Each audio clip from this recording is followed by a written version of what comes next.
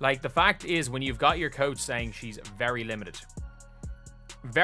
is not a good sign. That is not a good sign at all, especially when it comes to, like, it doesn't seem like she has an injury. It's just tightness, which could genuinely come down to her being, obviously, again, her trying to ramp it up. And if she's put on a lot of upper body bulk, that could affect it.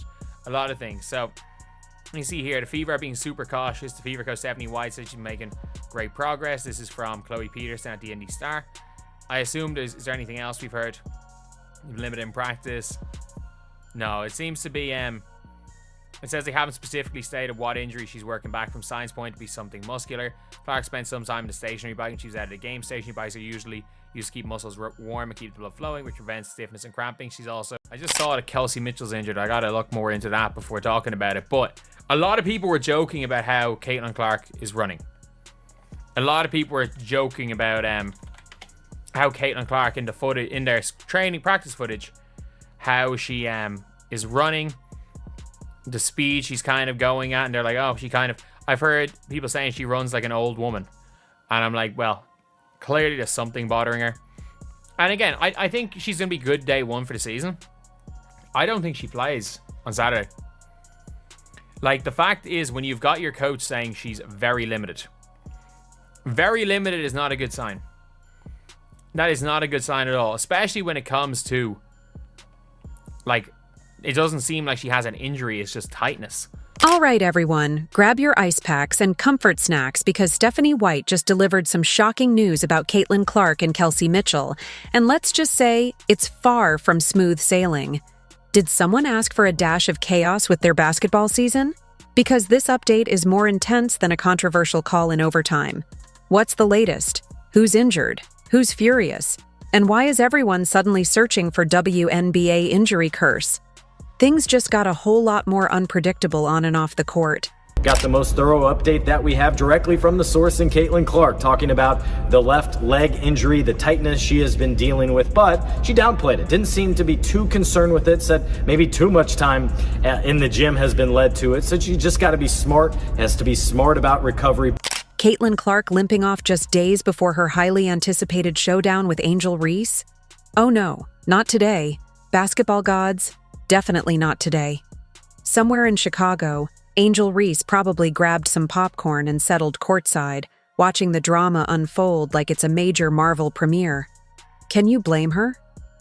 Just when the WNBA was building up to the biggest rookie rivalry since Britney versus Christina, if they played power forward and nailed step-back threes, Caitlin's ankle suddenly decided it needed a break and sat this one out. The anticipation is sky high, and now everyone's wondering if this injury will change the entire game plan. Well, there's another story that doesn't make you go, aw, and that is the update on Caitlin Clark from Fever practice, head coach Stephanie White. Now, I'm not going to blow this out of proportion because this is normal run-of-the-mill stuff, but it's certainly worth covering and certainly worth following. So we know that the Fever, out of nowhere, we got the injury report on Caitlin Clark before the first preseason game against the Mystics, which she missed. It caught us all by surprise because there was no indication there was anything amiss. And who's delivering the news? None other than Stephanie White, head coach, injury update source, and now, unofficial dream crusher. She stepped onto the scene like the Grim Reaper with a clipboard, casually dropping the bomb. There might be an issue. Her words, simple yet devastating, left Fever fans dreading the worst. With a calmness that only made it worse, she confirmed the possibility of a serious injury, and fans could almost hear the collective groan echoing through the arena. The mood shifted instantly as anxiety and uncertainty took hold. Hope flickered, but now it felt as fragile as a house of cards in a hurricane, leaving everyone questioning what the future held for their star player and the season's fate. If you support Caitlin Clark, subscribe our channel and comment "CC is the GOAT" down below. So today, lads, we're going to be talking about Caitlin Clark and the injury. The injury that that Caitlin Clark has had that she may or may not be ready to play. Before everyone jumps into full panic mode and starts planning Caitlin Clark candlelight vigils, let's take a deep breath and remember, it might just be a minor tweak. A precautionary hobble, a gentle limp. Maybe her shoe was tied too tight, or she stepped on a Lego. Perhaps she simply needed a quick break from carrying the entire Fever team on her back during the preseason, because let's be honest, she's practically been doing it solo. A little rest never hurt anyone, right? It's unlikely to be a season-ending disaster. So let's stay calm, folks, and resist the urge to schedule emergency press conferences over a mild inconvenience. Sometimes, a small tweak is just that. A small tweak. Okay, so first off, let's talk about Caitlin's injury, because this is just something we should just get off the table. And in practice yesterday, she did bump knees with one of the guys that they were playing a scrimmage with. A lot of people started crashing out because, her health is of the utmost importance to so many people and, so many games and possibly even the whole league. Of course, in classic sports fan fashion, Twitter exploded faster than a microwave burrito at 3 a.m. Loud, chaotic, and dripping with desperation. Within seconds of Caitlin Clark limping off the court, the internet became an unlicensed orthopedic ward, with everyone diagnosing injuries like they'd watched half an episode of Grey's Anatomy. One tweet declared, "Caitlin's done for the season," complete with a broken heart emoji and 3 crying faces for dramatic effect. Someone else joked, "She tore her ACL, her MCL, and probably her Netflix password too." Meanwhile, a user proclaimed, "Angel Reese won by default," as if the outcome of the game depended on social media polls and overreactions. But let's pump the brakes, Karen from Indiana City. There's no need to sound the alarm just yet. Caitlin's injury was simply a minor ankle tweak, nothing more serious. No spinal damage, no catastrophic injury, just a typical athlete's twist. She'll probably walk it off like a boss, not be airlifted to Area 51. Give it a few minutes to settle, and let's not turn this into a Greek tragedy narrated by ESPN's drama division. Injuries happen in sports. It's part of the game. But this was just a small bump in the road, not a catastrophe. Sometimes, a little patience and perspective go a long way. When I'm in practice, I'm full go. I'm not limited in any regard. Whatever drills I'm in the last 2 days, I've been pretty active, and there's no reason to overdo anything right now. It's been the beginning of the season. Still don't play here for another week, the last 2 days have been really, really good for myself. You know where it started? What caused it to get her in the first place? Probably just a little too much basketball. I think, I love being in the gym, but I think understanding when to be in the gym and when to recover and things like that. So I think just finding a balance and obviously just getting back into the swing of things. But yeah, it was nothing major or anything. And let's talk about this Fever versus Sky rivalry that's being hyped up more than a Mayweather fight. On one side, you've got Caitlin Clark, the basketball prodigy whose shooting range is so vast it could require a telescope. On the other, Angel Reese, the self-proclaimed Bayou Barbie turned Windy City enforcer, radiating confidence like a cat in a room full of rocking chairs. If these two had promo trailers, they'd make the Avengers look like an indie film. This was supposed to be the game, the WNBA's version of Taylor versus Kanye, only with rebounds, steals, and fewer microphones snatched. Now, there's a real chance that one of the stars might be sitting courtside in an orthopedic boot, clutching an ice pack, watching her dreams slip away in a wheelchair.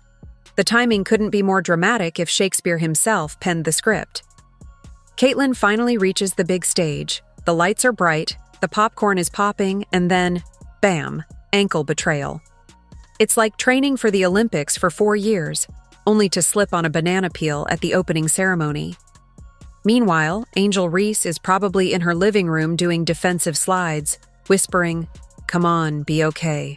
I want the smoke," as she prepares to face the competition. The rivalry was supposed to be legendary. Now, it's hanging in the balance, depending on how quickly Caitlin can recover and how much resilience she's got left. Rob, Caitlin Clark set out the first preseason game because of some tightness in her leg. She played the second game. You can tell she wasn't 100%. She wasn't moving as quickly as she normally does, but she played fine. So she isn't that injured. But there's some caution based upon what Stephanie White had to say. She was limited in practice. And while we're on the subject, let's not forget about poor Kelsey Mitchell. Yes, her too. Apparently, the basketball gods weren't satisfied with just one injury scare this week. No, that would be far too merciful. Instead, they decided to throw Kelsey into the chaos mix, just for fun. Because what's a WNBA season without a side of emotional whiplash for Fever fans? She's now dealing with an ankle injury, because of course she is. Why wouldn't she be? It's practically a team tradition at this point. As soon as someone starts heating up, bam, ankle drama. Now, Fever fans are pacing their living rooms, clutching foam fingers like talismans, and contemplating a full-blown exorcism in the locker room. Bring in crystals, burn sage, chant mantras, whatever it takes. When your star guard starts limping and your rookie phenom is already questionable, it's safe to say your backcourt is held together by hope and duct tape. Honestly, it's not even basketball anymore. It's survival. The ligaments are clearly in a group chat, plotting revenge. The season has turned into a test of resilience, and the injuries are just the latest chapter in this chaotic saga. Fans are left hoping that everyone can heal fast enough to keep the Fever's playoff dreams alive. It's Fever Injury Update Day. You know, that seems to be the major concern around the team right now is the health of its star players. Obviously, Caitlin Clark being at the top of that list. Kelsey Mitchell, though, as well. And we got a little bit of a status update on both of those players from Fever. Concerns with Kelsey's finger. She seems fine with it and just playing through it. I forget about Kelsey's finger because, she was playing great with it overseas, too. I mean, certainly, her shot's a little funky in the way that it releases anyway, and I think that she's learned to protect it. So for her, it's like she's efficient, she's effective, until she starts complaining about it hurting. Yeah. Let's be real. The Fever didn't draft Caitlin Clark to sit on the sidelines icing her foot and watching Angel Reese rack up steals like it's a clearance sale. This isn't why we tune in. We crave buzzer beaters, deep threes, trash talk, and post-game tweets that spark debates in the comment sections worldwide. We didn't sign up for limps, tweaks, and vague day-to-day updates that sound more cryptic than your ex's apology text. And those headlines? They're becoming more dramatic than daytime soap operas. Caitlin Clark injury. Is her season over before it started? Next thing you know, someone will Photoshop her in a wheelchair next to a crying Michael Jordan meme, declaring the Fever cursed by basketball spirits. Let's chill out, folks. It's probably just a minor tweak. Caitlin's ankle probably just wanted a little attention, reminding everyone she's human, not a robot.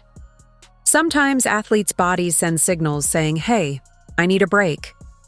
Hopefully, it's just a diva ankle moment that needs a quick massage and a funny Instagram caption. No need to panic. This is likely nothing serious, and Caitlin will be back on the court before we know it. Which could genuinely come down to her being obviously, again, her trying to ramp it up, and if she's put on a lot of upper body bulk, that could affect it. A lot of things. So, you see here, the Fever are being super cautious. The Fever coach Stephanie White said she's making great progress. This is from Chloe Peterson at the NDC. Still, it's hard not to feel a little worried. Fever fans have had that Sky matchup circled on the calendar since draft day. This isn't just a regular game. It's like a cinematic showdown. Reese versus Clark is quickly evolving into a legendary rivalry. Caitlin's long-range heroics and clutch shots, paired with Angel's relentless dominance in the paint, make for must-watch entertainment every time. It's the kind of matchup you don't cancel over a minor injury like a sprained toe. But let's not jump to conclusions just yet. Caitlin is built like a true competitor, straight out of an 80s sports montage, probably rushing from the court to an ice bath, then right back to shooting drills in a walking boot. She's the type who eats criticism for breakfast and sleeps with a basketball under her pillow.